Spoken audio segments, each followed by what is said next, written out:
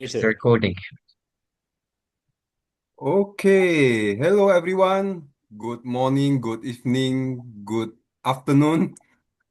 Glad to see you all again, and of course, Merry Christmas to all of you that celebrating the Merry Christmas and Happy Holiday to others of you.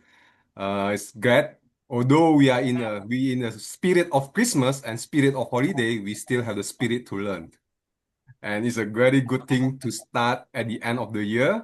So it will prepare us to face the 2026.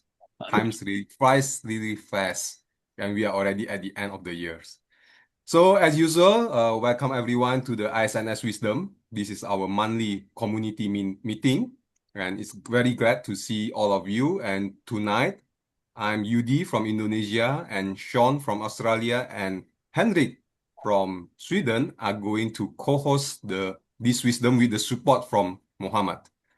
So, like we are going to after this, we are going to introduce for the institute, and will be led by Sean and Henrik. But before that, I will share the screen first. Okay, for Sean and Henrik.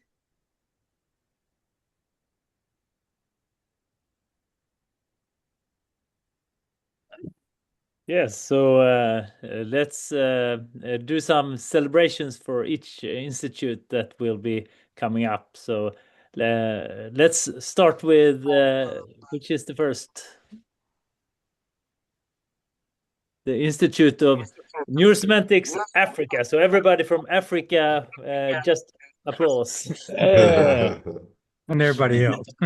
I think everybody has to applause. Okay. And I'll do this one, Henrik. And so all of the people on the call from Australia, hello, hello. Oh, that's me. Hello. Hello. Oh, Hello. Okay, so I take this one. Institute of NeuroSemantics Brazil. Oi, bom dia para todo mundo. Hello. Boa festa. Okay, and the next Institute of Neurosemantics, Egypt, Middle East, and North Africa. oh, that's us.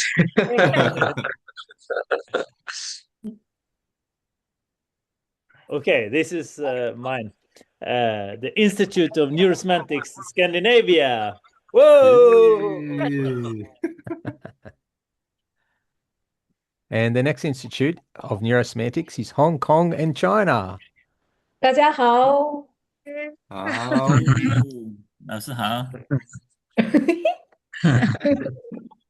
And now, Yay. Yudi, we have the Institute of NeuroSemantics Indonesia. Yeay, apa Hey, kabar?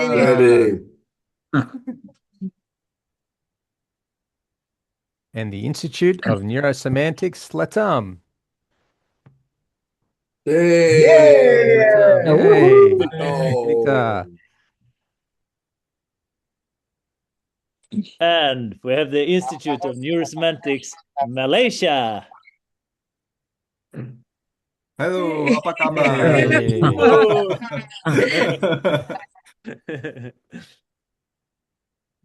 And the Institute of Neurosemantics USA. Hey. Ah, Hey. baik. And Henrik? Well, what is this? Institute NeuroSemantic Wisdoms. Yeah, so You're going to introduce Michael. no, I'm going to introduce Michael. Okay. So for this evening, we're really looking forward to hear about something called narrative thinking, and how we can create our that we live, that we all live inside stories. So what stories are you living in, and would you like to change the ways you are living in your stories? Because this is what Michael is going to talk about tonight. So I want to I'm very happy to introduce Michael as the speaker of the evening and for helping us to change how we make stories about ourselves and narrative thinking. So please help me to welcome Dr. Michael Hall. Yeah. Yay. Oh, Thank you. Thank you, Henry. Well, hello, everyone. Welcome to our ISNS presentation here in December, the very, very end of 2025 and getting ready for 2026. Over the last year, we've talked a lot about different kinds of thinking. And I thought today we talk about narrative thinking. And so once we get the slides up and ready to go, narrative thinking is thinking in terms of stories. So it's going to be a larger framework of thinking. And so as we start thinking about how we think through stories, narrative thinking taps into a part of the brain that does episodic thinking. We think in episodes, the episodes of our lives. So our first slide here is a slide about tell me why. Why do all of us find the phrase, let me tell you a story, so compelling? Why does fiction outsell nonfiction 10 to 1? Why do movies and plays and TV shows and gossip so captivate us? Well, it's the way our brain works, and it's the way we think. We think in terms of stories. So the answer in the next slide is your narrative thinking. And it's an amazing thing that the brain itself uses story for us to comprehend something, to remember something, even to reason through something. And this is that episodic memory, one of the most fundamental ways of remembering things. We think in terms of where did something begin? What's going on right now? Where's it going to go? How's it going to end? So we think in terms of events or episodes. We think in terms of plots and themes and maybe a story of a journey.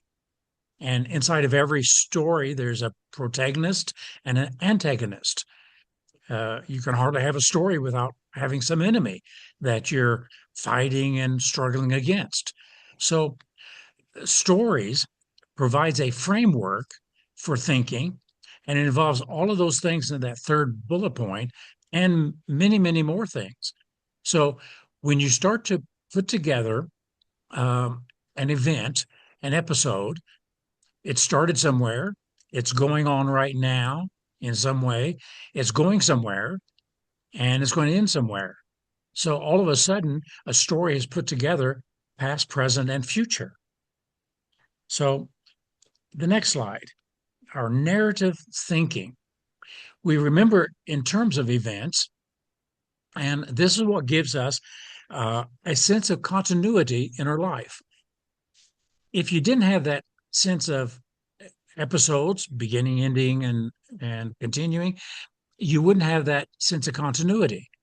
So one of the questions I think we'll ask when we get to the Zoom rooms today is, what's your story? And whatever your answer is, what's your story? You've packaged the events and the times of your life in terms of some story. What's your story? So the reason we think in terms of the sequence of events over, we reason in terms of these sequence. And so we let the stories define us, and we're recruited by stories. So what were the stories that your family told about you, about your family, about life, about meaning, about values? And so what stories recruited you? Our next slide. Here's some more answers to why we're so captivated by stories and why stories manage our thinking to such a great extent. When you read and hear or see a story, you experience it. So it's more than just information, it's experience. And when our thinking becomes experiential, it becomes much deeper. it's harder to forget it.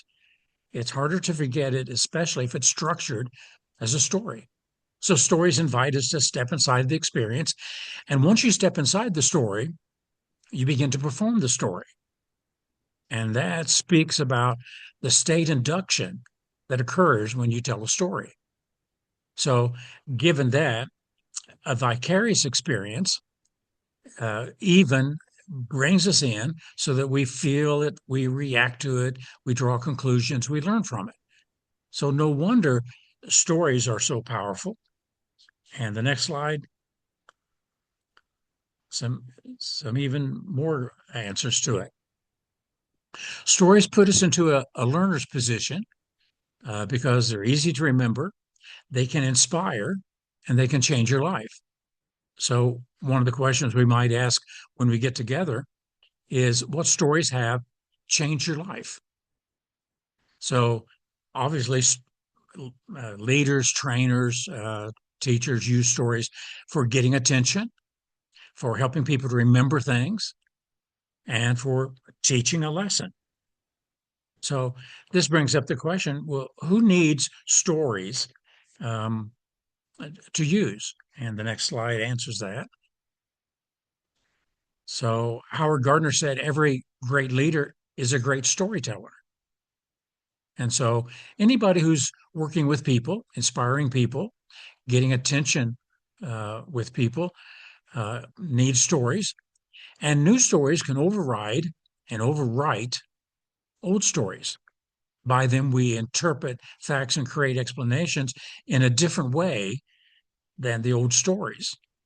So this is narrative thinking. Narrative thinking. Our next slide. In narrative thinking, then we ask these kinds of questions.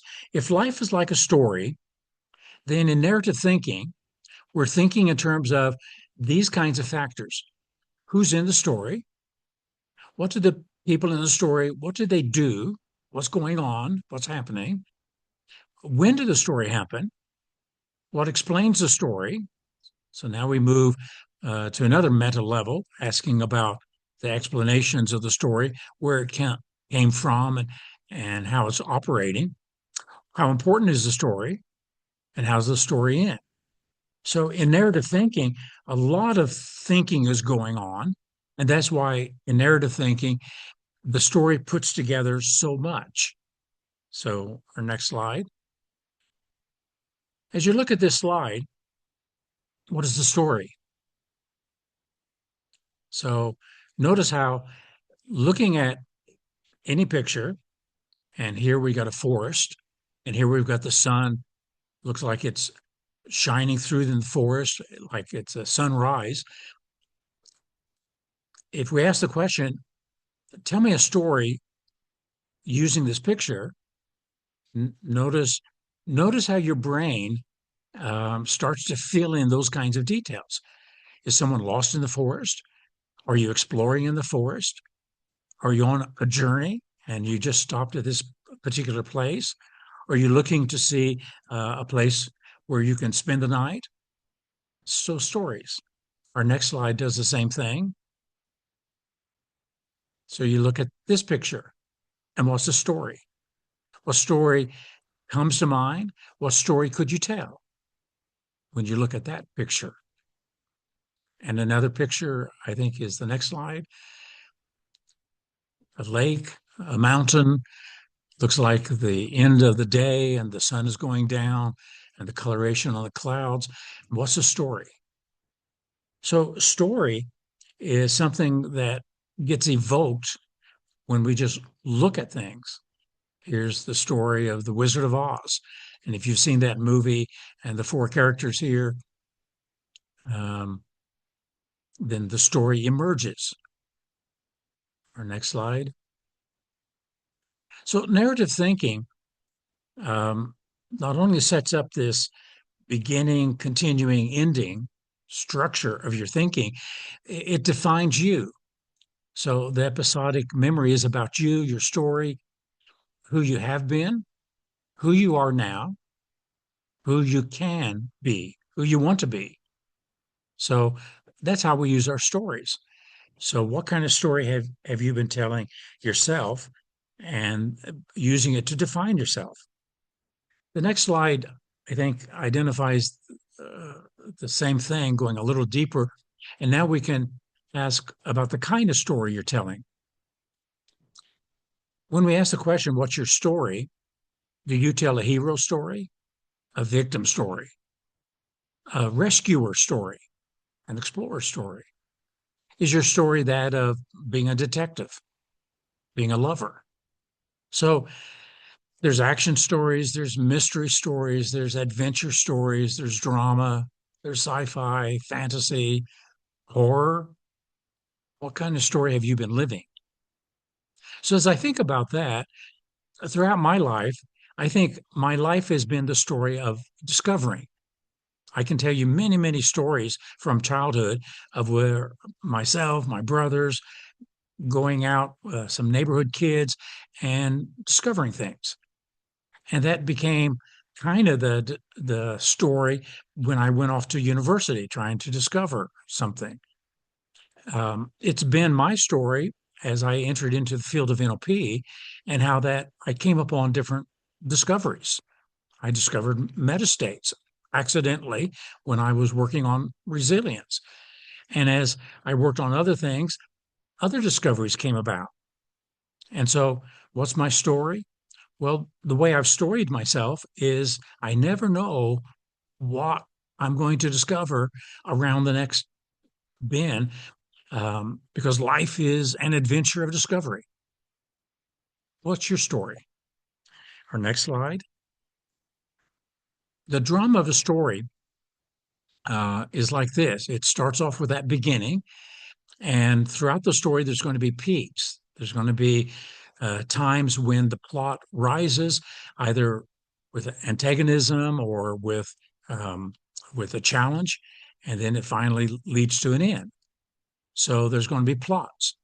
So what's been the plot, and what plots are you involved in and working with?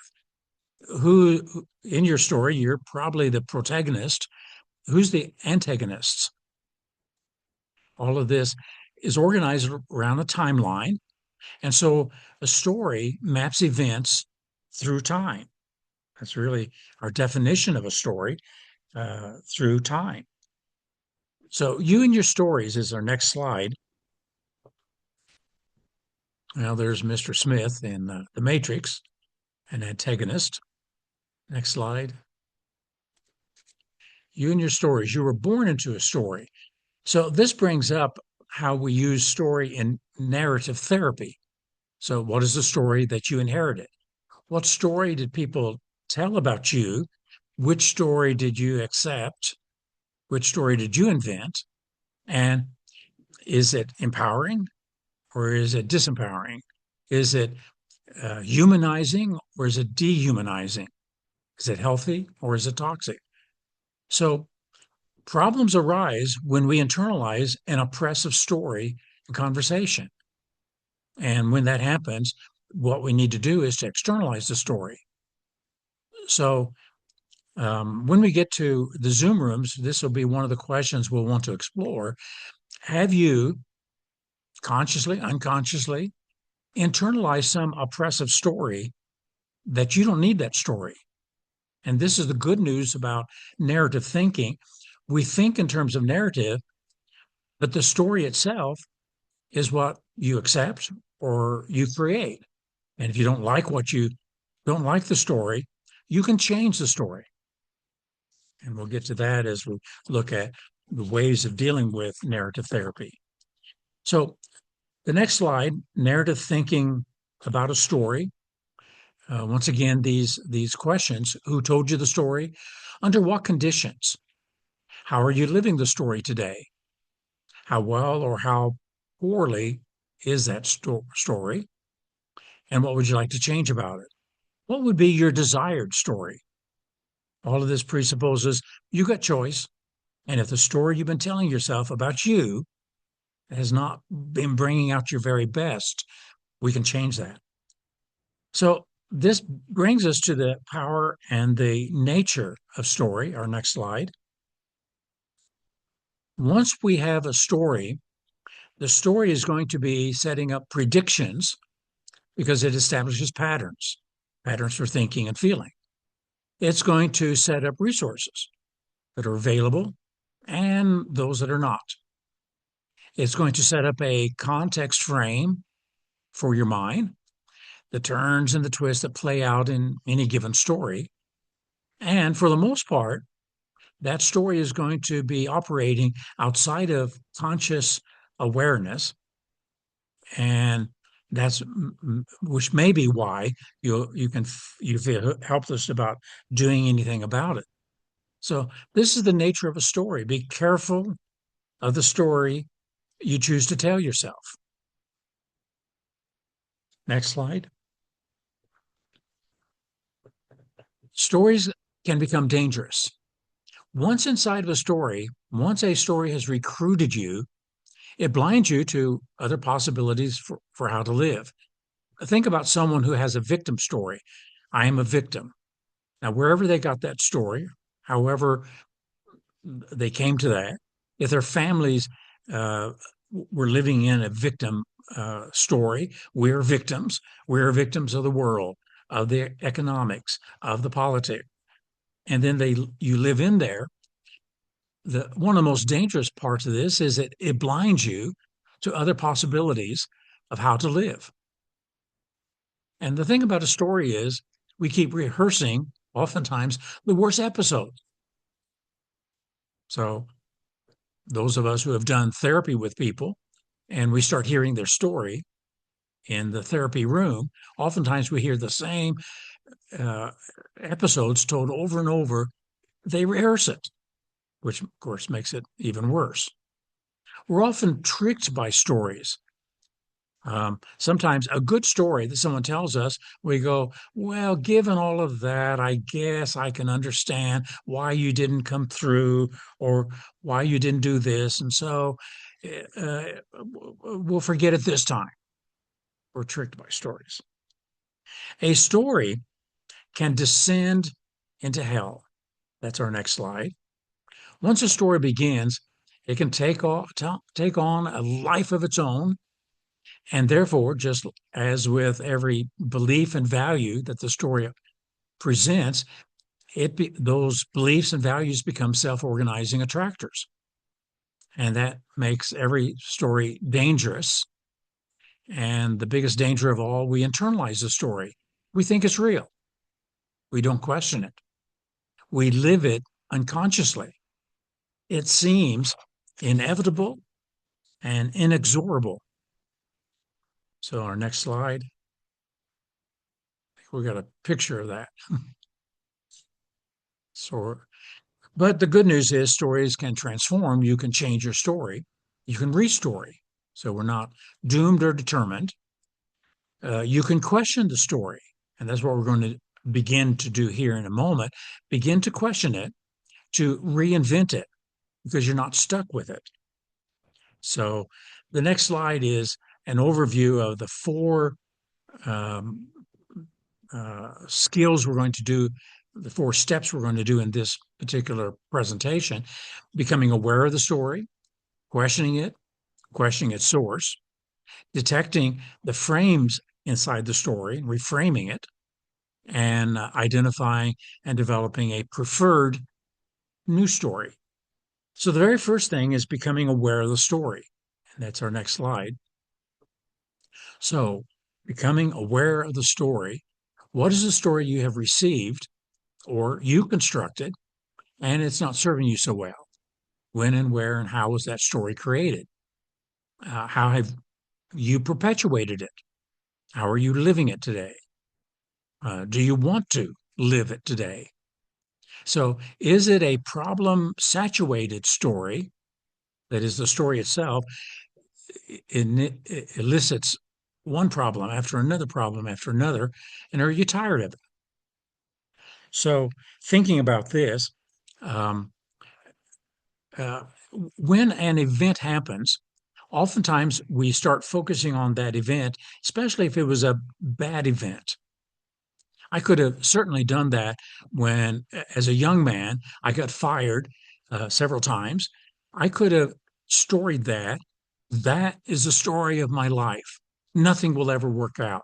Whatever dreams and hopes I have, at the end, I'll be kicked out. I'll be rejected. Could have created a rejection story.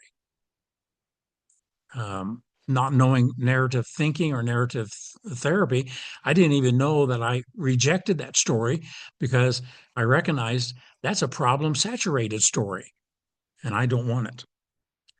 Our next slide. Stories are us. So, our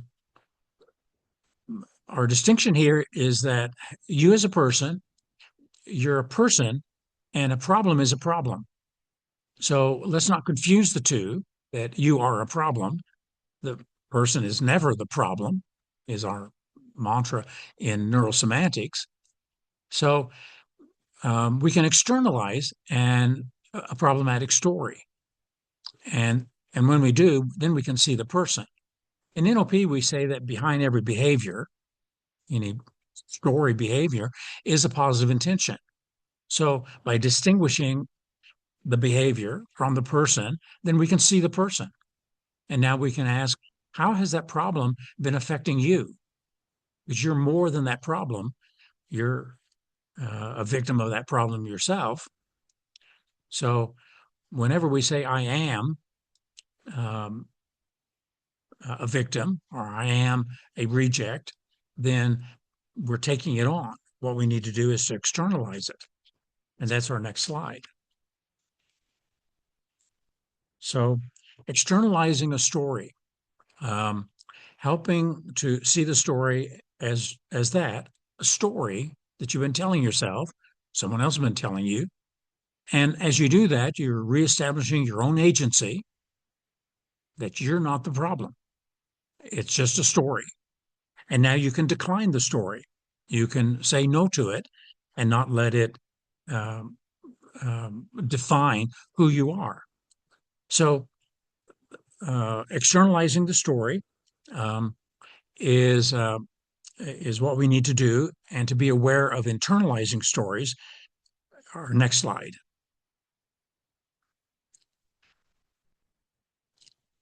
A quotation here: stories inform life. They hold us together and they keep us apart. We inhabit the great stories of our culture. We live through stories. We are lived by the stories of our race and place.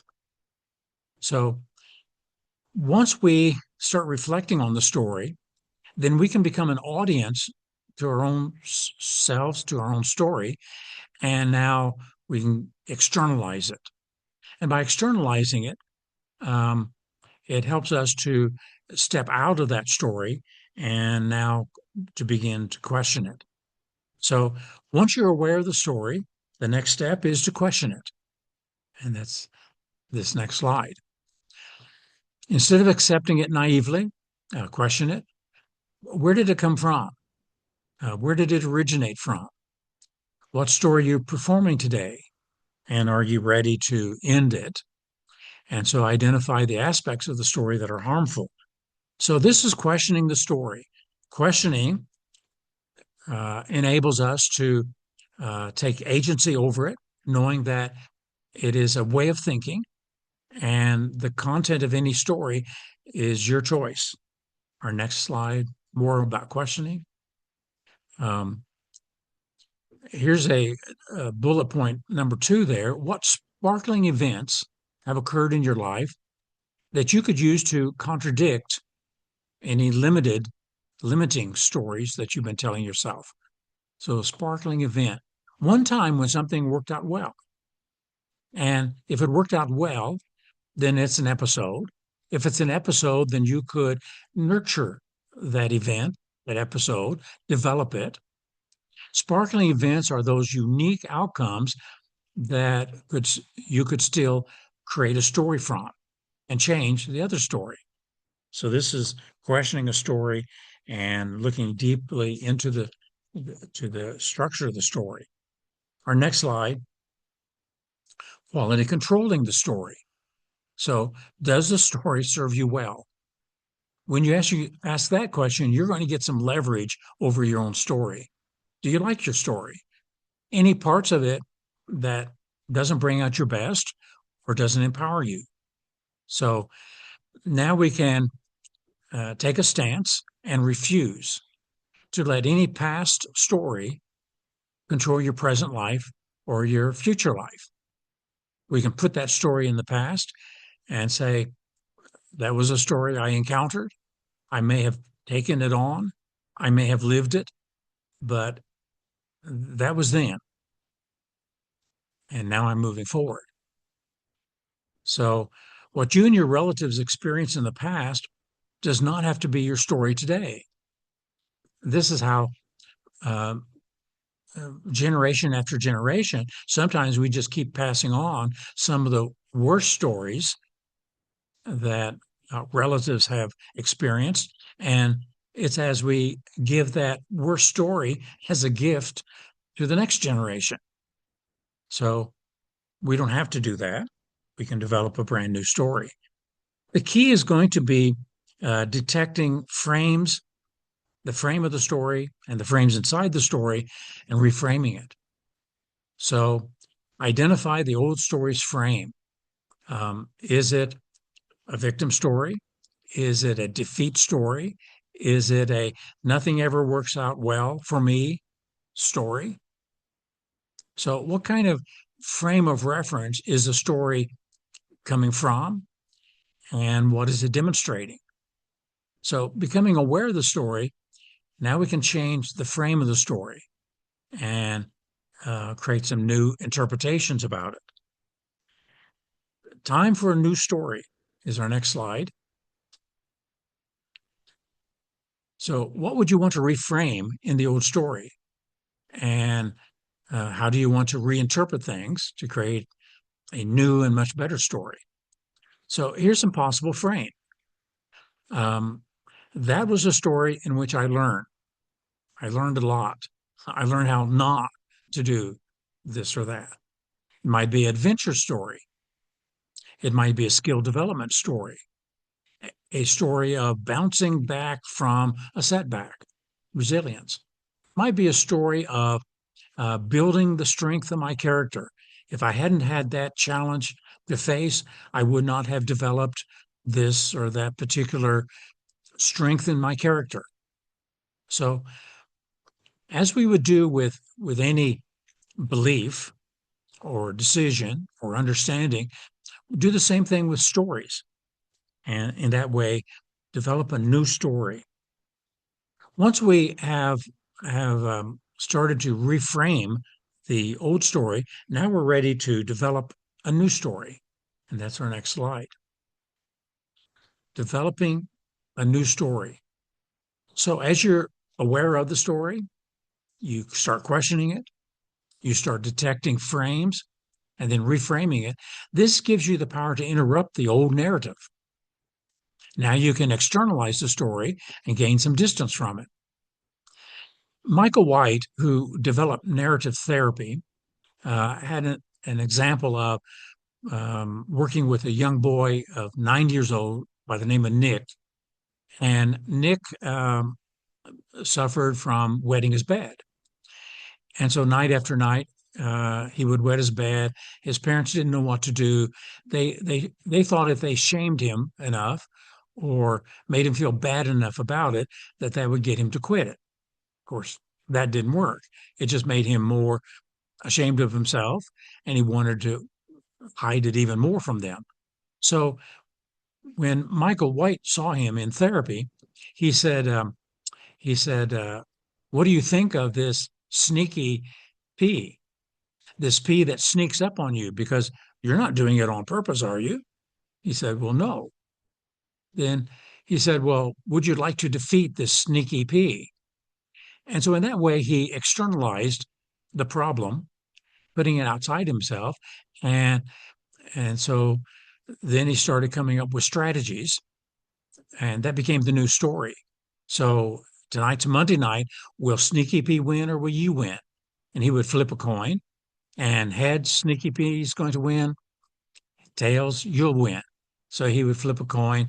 And of course, this is a randomizing of a unconscious process in the little boy's life, but it's getting the little boy to step back from the experience and to see it as something outside of himself and not his story.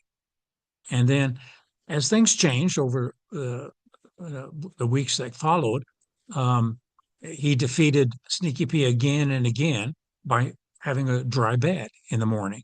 And each time he did, there was a recognition and a celebration. You defeated Sneaky P. And then the question came to little Nick, how did you resist the influence of Sneaky P? And so Nick was now creating his new story. And as he was performing that new story, he was taking charge of his life. And so developing your new story is getting out of the old story and developing ways to not live it any longer. One way to do that is to share your story. Our next slide. Sharing your story. If people don't know your story, they don't know you. We author our stories via our conversations. So be careful the stories you tell on yourself. You may be rehearsing the wrong story. What is the story you would like to tell about yourself in 5 years? Imagine that one, develop it, and then start telling it. This is what's going to happen in the next 5 years. As you detail that story and search for specifics, you will tend to be getting experientially involved in that story. And so as you do so, you're creating a new story. It's the same thing that we do when we think about the 5-year vision, a story of fulfilling a goal that we want to achieve. Our next slide, I've put here one of our NeuroSemantics stories. One of the founders who discovered an incredible new communication model, but who could not communicate among themselves. That's kind of the NLP story. Kind of. It is the NLP story of Richard and John, who found an incredible communication model. And the irony is they didn't use it with themselves. And because they didn't use it with themselves, they could not create a community from those self-actualizing principles they discovered. And so our neurosemantic story is that several neurosemanticists stepped up to do what the NLP founders could not. Next slide. I've already talked about my story of trying to find a strategy model for resilience. And while doing that, came across the meta domains, and out of that came the meta states model. And so it was a discovery that happened by accident, in that I didn't go after it, looking for it, but I found it. And that was the story. So in summary, our next slide, stories may have endings, but stories are never over. I like that. That means we can keep reinventing our story, restoring our lives, and that we're not stuck with whatever story you've been telling yourself or others have been telling you about you. Stories serve as meaning-generating interpretive devices, which frame the present within a hypothetical past and an anticipated future. It's all invented, and it's an invention of your interpretive style and the way you interpret things. So this next week, you're going to tell stories again and again. The question is, what stories will you tell, and how will that make you a better person? So that brings us to our time for our Zoom meetings and some questions.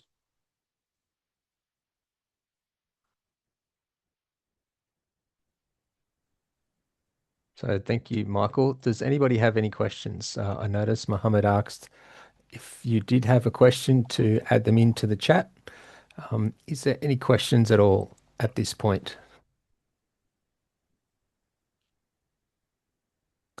So Roberia has a question. When a person is stuck in a story, is it more effective to work at the narrative level or at the meta state level first, or do both simultaneously? Well, each is an approach. So I would say don't try to mix them. Either take it from the narrative perspective or um, find the state that the person is in and the meta state and rise above that to expose the meta state structure. But if you're doing it narratively, then these questions that we've been asking would be the way to work with it in a narrative way. So where did the story come from? Do you like it? Do you want to keep it? What episodes did it build upon in your life? How else could you have interpreted that? What are some of the sparkling events that haven't been storied in your life?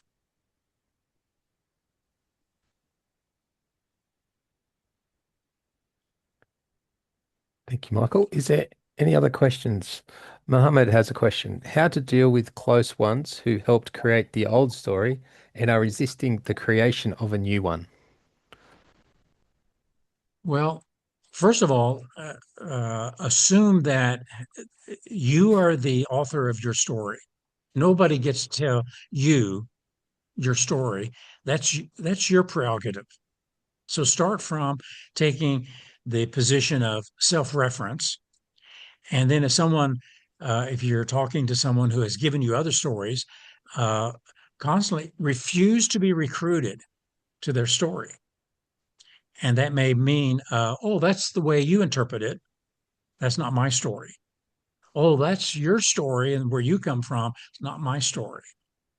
Yes, I once lived in that and I accepted that, but no longer. Thank you.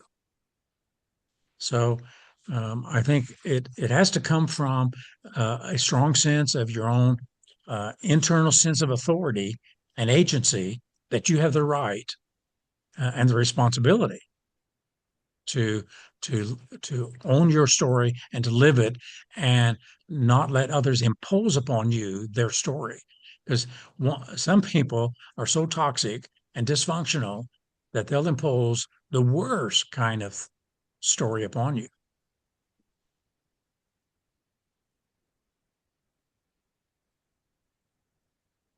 Thank you, Michael. That's highly effective advice there. Like, who would really want somebody's worst story imposed on them?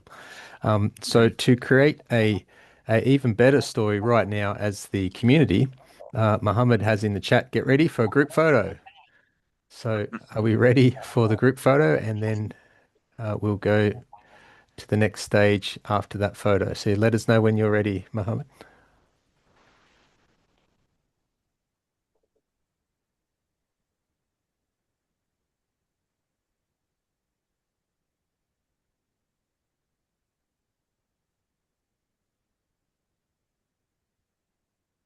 So, I think okay. Mohammed's taking the Mohammed, photo. Are you taking the photo, Tarek? is it Mohammed taking the photo or Mohammed being right? Okay, I will take the photo. Okay, so get ready to give us your best picture and smile. One, two, three. Okay, then wait, wait. Okay, then this another one. Wait, there's another one. One, two, one, two, three. Okay, we already with the picture, and I think this is a very good reminder, especially about the story. And we are going to go to the 2026, and I believe we need to create a new story for us to enter the 2026. And we get ready for the breakout room. I think before the breakout room with Mohammed are going to organize it. Can you do it, Mohammed? Sorry. You are mute, Mohammed. Yeah, I will do that. We just need to take a picture because Oh, my Zoom crashed just before doing that. So everyone, if you can please turn on your cameras. Turn on your cameras so we can see your beautiful faces. Okay. And we want to have a big smile, so say cheese.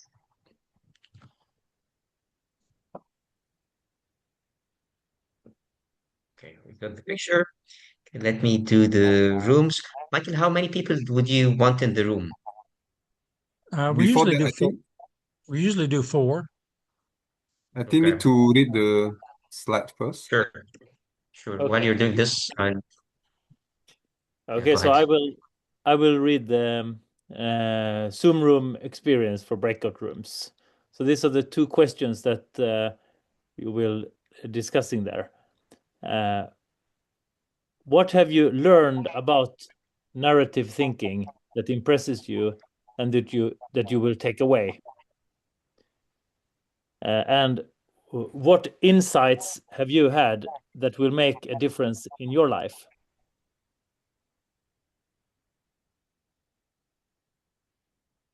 Okay, so this is the question that we are going to discuss in the breakout room.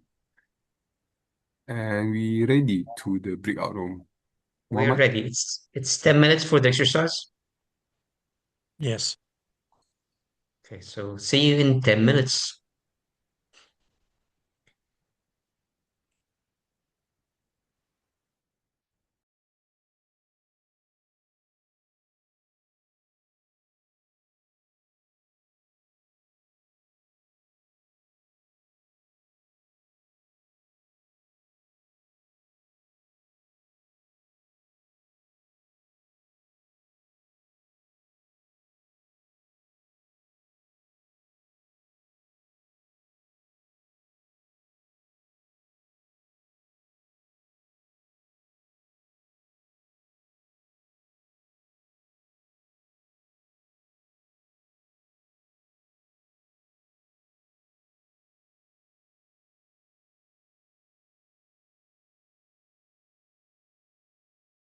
Of finding opportunities, of finding opportunities.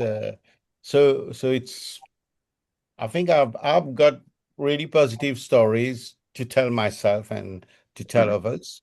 So I'm going to keep that, but I think we're learning, and we shared that is uh, how this could help us in coaching in situations where we are with clients, and we can help them maybe if we feel a bit stuck in it, try to let them see the frames by the questions that Michael shared. And that would be really helpful in the future. Mm. Mm. Yeah, I think that one of the most powerful things about this is that the stories are so often unconscious. So we are telling ourselves stories about our life, and we're living out those stories, and they are unconscious. So Yeah. what if we and then they get manifested over and over again. So what if we become aware of those unconscious stories, and that we can really Yeah. change them? That's so powerful. Yeah. And I like also what we were saying about sparkling moments to create stories from sparkling moments. And now we are going here to Zoom room experience number 2. So I will read these questions also. What old stories have you been living that you have had enough of? And what will be the new story that you will tell yourself and that you will live?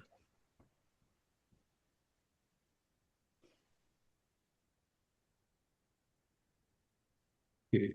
So this is going to be our next discussion in the Zoom room. And we are ready, Muhammad.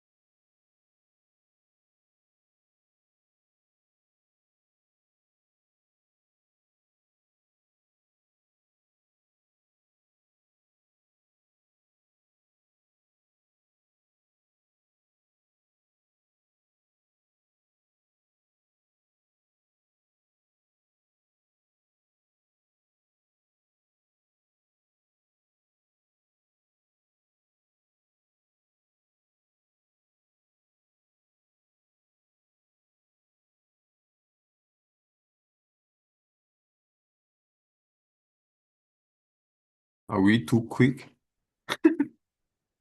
Oh no.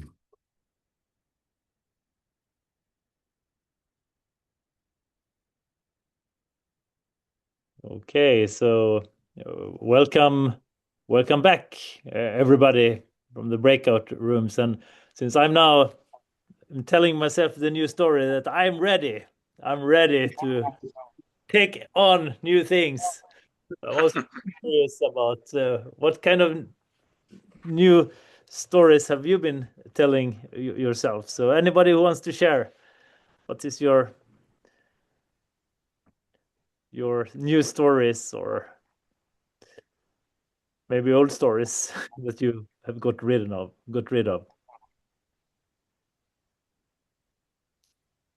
I think I can share quickly from our team and which Michael share from the group. That is to move from the victim to a choice story. It means we all have a choice and we can change that story that we've been living and we have had enough of. That's great. From victim to choice story. That's powerful. So what else have we here?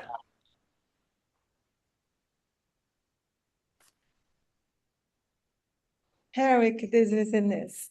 I always thought that I was a good follower, that I could follow good leaders and do work from them. And sometimes now I'm in a moment that I think I am in a moment that I have to change this position, and it's not easy. It's not being easy, but I'm working on that. I think this is a big shift in my life. This will be a big shift in my life. So I know how to be a good follower. Now I have to learn how to be a good leader and have the followers. Yeah. Yeah. Wow. Great. Okay. And I'm learning with all of you. And Michael is my leader now. I will learn with him.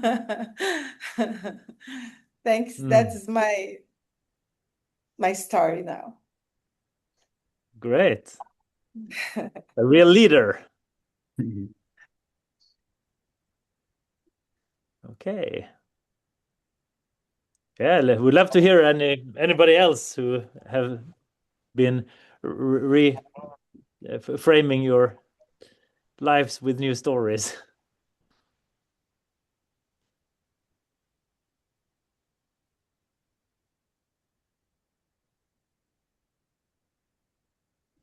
Anybody?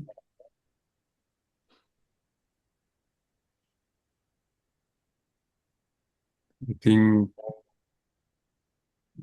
nobody else want to share your story that maybe can inspire us to create our story based on your story. I have an idea. We could ask Geraldine to tell her story, new story.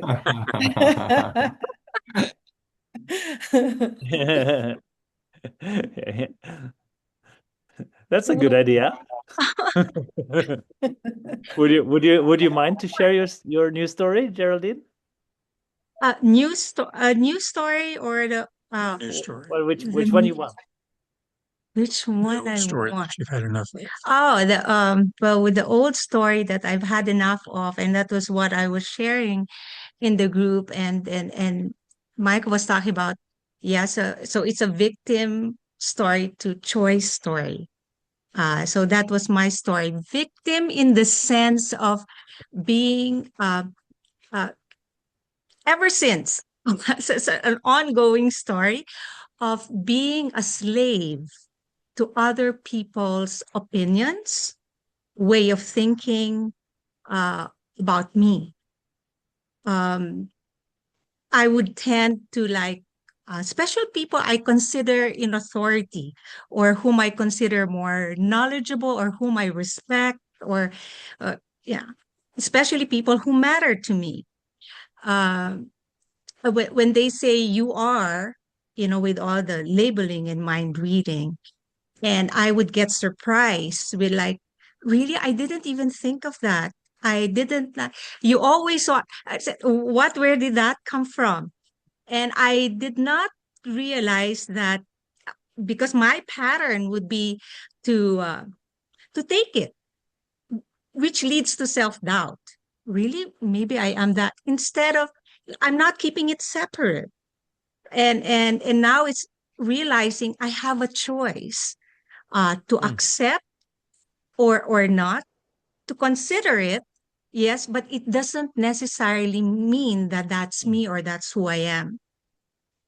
So uh, I want to be able to love myself even more fully and completely, and accepting myself, because I notice that the more I do that, it expands outside. I tend to love people and accept people more and more unconditionally.